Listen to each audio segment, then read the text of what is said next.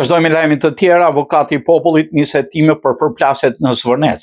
Avokati i popullit ka reaguar pas incidenteve të regjistruar në protestën e banorëve në Zvërnec për keq menaxhimin e konfliktit në zonë. Deklaratën përshtypur se qytetarët po ushtrojnë të drejtën e tyre kushtetuese për tubim paqësor. Një ekip i avokatit të popullit drejtuar nga përgjithësia e zyrës rajonale të Vlorës ndodhen në terren për të intervistuar qytetarët, shqyrtuar palmjet filmike dhe analizuar dokumentacionin përkatës.